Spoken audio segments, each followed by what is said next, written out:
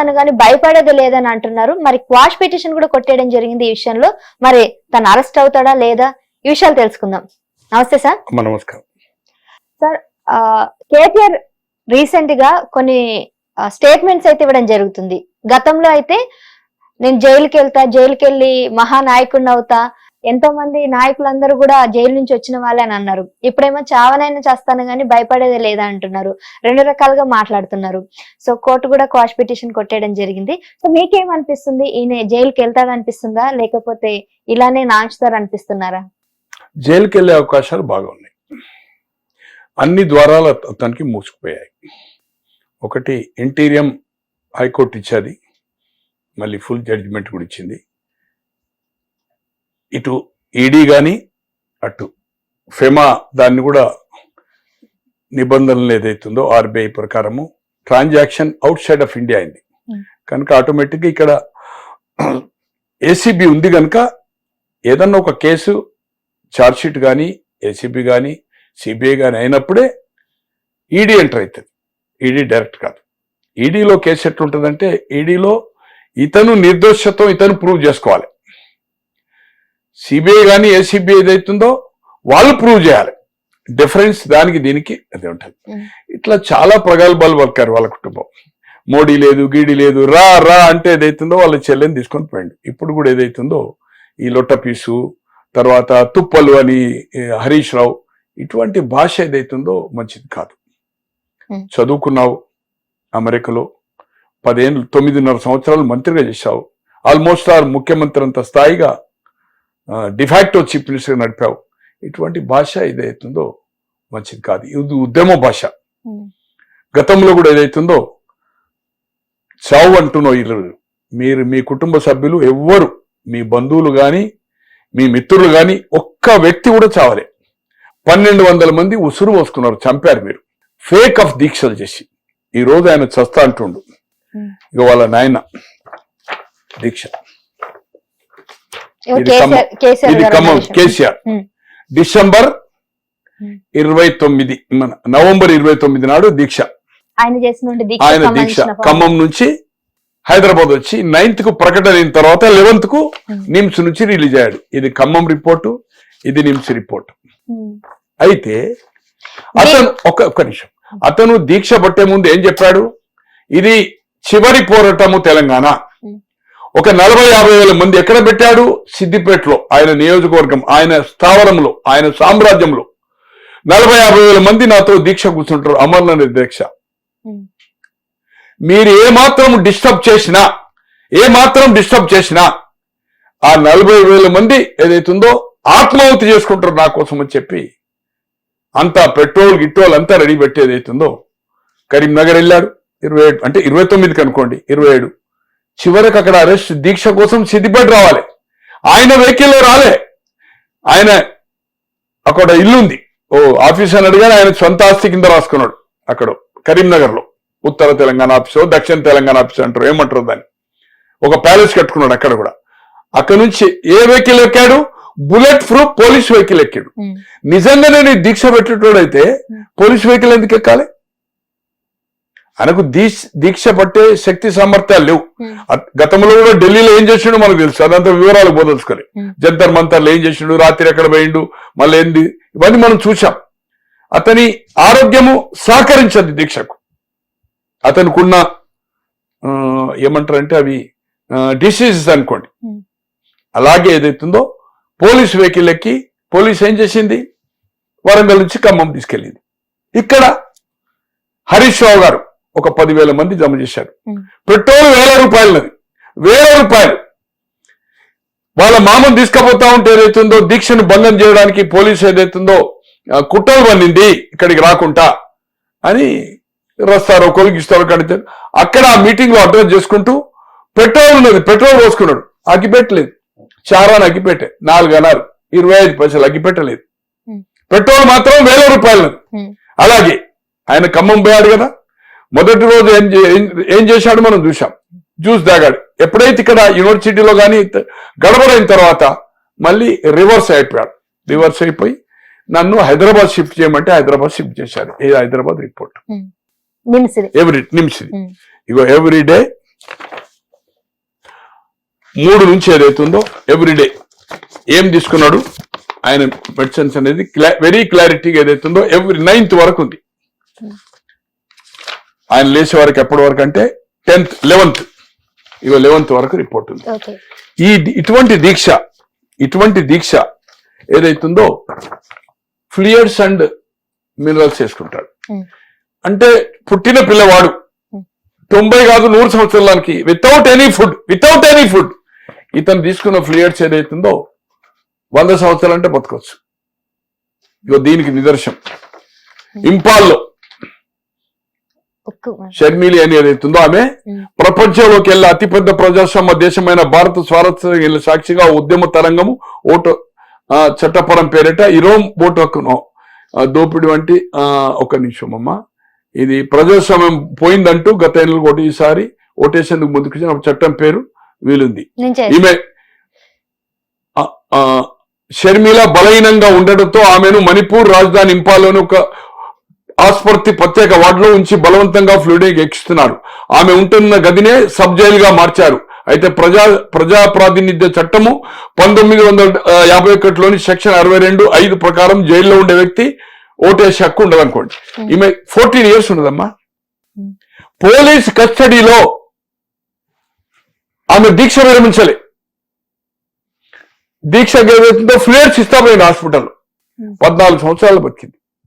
14 years 14 సంవత్సరాలు బతికింది. కేసీఆర్ దానికంటే పవర్ఫుల్ వాడాడు. ఇది రిపోర్ట్ అంటే ఇదంతా ఫేక్ దీక్ష దివాస్. ఫేక్ దీక్ష.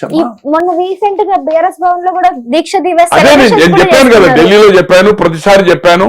ఏదైతుందో ఇది నిమ్స్ రిపోర్ట్, ఇది డాక్టర్స్, ఇది ఖమ్మం, అది ఎవ్రీడే ఏం ఫ్లూయిడ్స్ చేసింది. మీరు ఒక చెట్టు కింద అంటే ఒక RMP డాక్టర్ని అడిగినా కూడా ఏం దీక్ష ఇది ఫేక్ దీక్ష. కొందరు వాళ్ళ సహచరులు ఇడ్లీ తిన్నాడు, సాయంత్రము రాత్రి కర్డ్ రైస్ తిన్నాడు, అంతా ప్రపంచం చెప్తారు. నా పరిస్థితి మీకు తెలుసు, మీ పరిస్థితి నాకు తెలుసు. అందరికి ఒక్కొక్కరికి ప్రతి ఇంటికి ఏదైతుందో ప్రతి కుటుంబానికి 10 లక్షలు ఇస్తాను, 10 లక్షలు వంచిందమ్మా. ఎవరి సొమ్ము అది? ప్రభుత్వ సొమ్ము, ప్రజల సొమ్ము. నీ ఊర్లో నీ పాపులాటి కోసం నీకు ఇప్పుడు అక్కడ గుంట భూమి లేదు, చిన్న గజం లేదు, అక్కడ అంత అమ్ముకున్నాడు. ఎప్పుడు ఏం లేదు అక్కడ ఊర్లో, ఆయనది లేదు, వాళ్ళ అన్నది లేదు, ఇద్దరిది లేదు. నక్సల్స్ బెదిరిస్తే వ్యవసాయం వదిలిపెట్టొచ్చిండు. 99లో మంత్రి ఉండే ట్రాన్స్పోర్ట్ మినిస్టర్. చివరకు జానారెడ్డి గారు మంత్రిగా ఉన్నప్పుడు పంచాయత్ అది చేసి దాన్ని గవర్నమెంట్ ఏదైతుందో SC కార్పొరేషన్కి ఇచ్చారు. వాళ్ళ ల్యాండ్స్ 50-60 ఎకరాలు ఉండే. ఇద్దరు వాళ్ళ అన్న నా మంచి మిత్రుడు, అన్న పిల్లలు నా మిత్రులు. నా క్వార్టర్లో ఉండే రంగారావు, కలవకుంట రంగారావు, వాళ్ళు ఇద్దరు అన్నదమ్ములు, 9 మంది సిస్టర్స్. అన్న పిల్లలు నా దగ్గర ఉండే.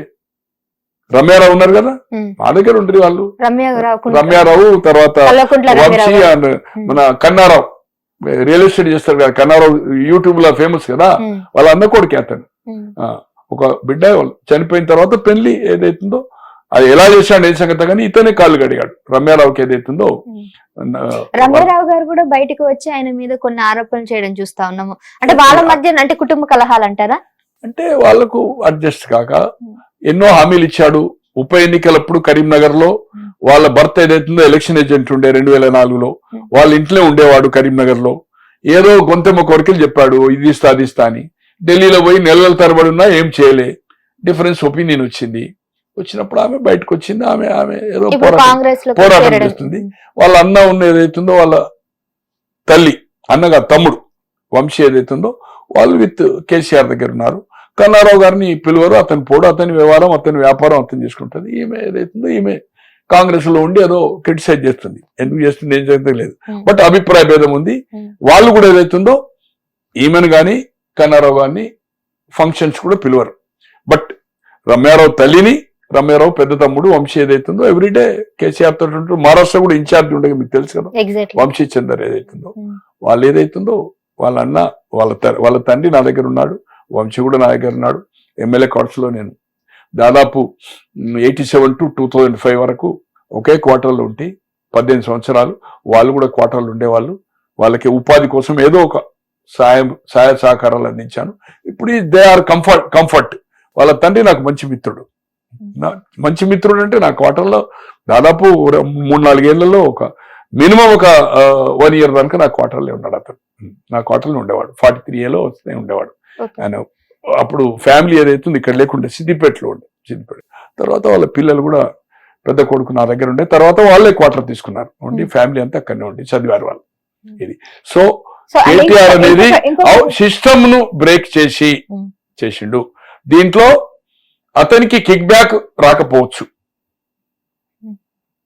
కానీ ఏదైతుందో సిస్టమ్ బ్రేక్ చేసిండు కనుక ఈ కేసులో అరెస్ట్ కావడం అనేది ఖాయం.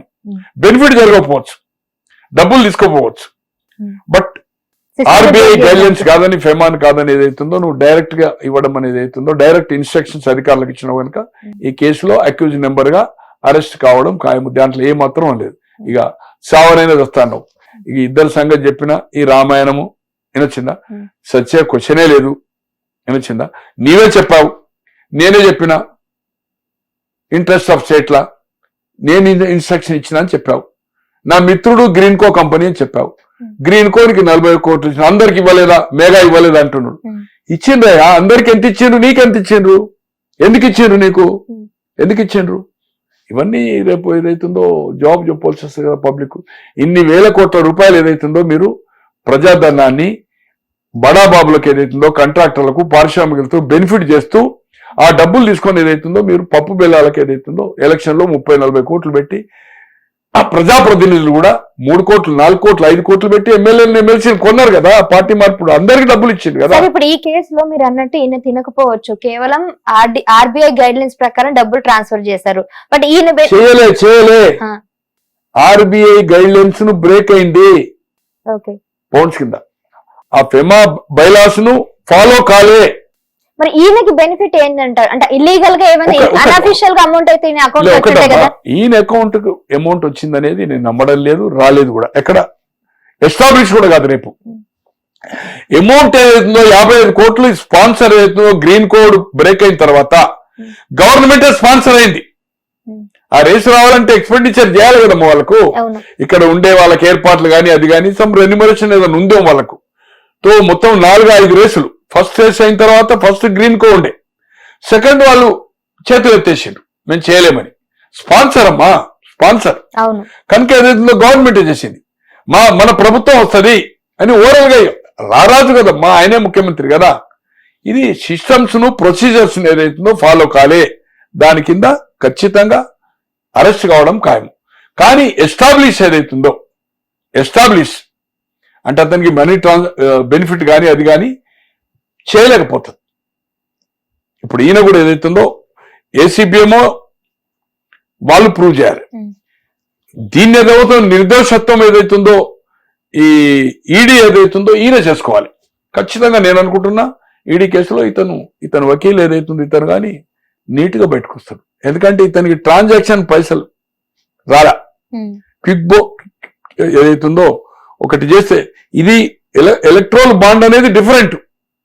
ఈ రేసు నుంచి వాళ్ళ నుంచి ఇతనికి డబ్బు ట్రాన్స్ఫర్ అయినట్టు ఎక్కడ కనపడతలేదు మనకు. ఇప్పుడున్న ఎంక్వైరీలో కూడా ఎక్కడ కనుచూపు పేరులో కనపడతలేదు కనుక ఈ కేసు ఏం కాదు, అరెస్ట్ మాత్రం ఖాయం. ఆయన అరెస్ట్ సిద్ధంగా ఉన్నాడు. హిట్ టీవీ యాప్, ఇందులో short news, live news, entertainment shows, movies, digital magazines తో పాటు మీ జిల్లా వార్తలను కూడా ఫ్రీగా చూడొచ్చు. ఇంకెందుకు ఆలస్యం, వెంటనే హిట్ టీవీ యాప్ ని డౌన్లోడ్ చేసుకుని ఫ్రీగా ఎంటర్టైన్మెంట్ పొందండి. Hit TV app, hit TV app. Please download hit TV app. Hit TV app ని ఫ్రీగా డౌన్లోడ్ చేసుకుని ఎంజాయ్ చేయండి. మీకు నచ్చిన ఎంటర్టైన్మెంట్ కోసం హిట్ టీవీ యాప్ ని ఫ్రీగా డౌన్లోడ్ చేసుకుని ఎంజాయ్ చేయండి. హిట్ టీవీ యాప్ ని డౌన్లోడ్ చేసుకుని ఆస్వాదించండి, ఆశీర్వదించండి. ఇంతమంది సెలబ్రిటీలు హిట్ టీవీ యాప్ ని డౌన్లోడ్ చేసుకోండి అని చెప్తున్నారంటే ఎంత మంచి యాప్ ఆలోచించండి. అమెరికా అమెరికా అమెరికా అమెరికాలో చదవాలనుకునే వాళ్ళకి విశ్వసనీయమైన పేరు మన శౌర్య కన్సల్టెన్సీ. UK లో 1 year masters, UK లో 1 year masters, 2 years work permit up to 5 years visa. Contact Saurya Consultancy. Contact 89851 89851.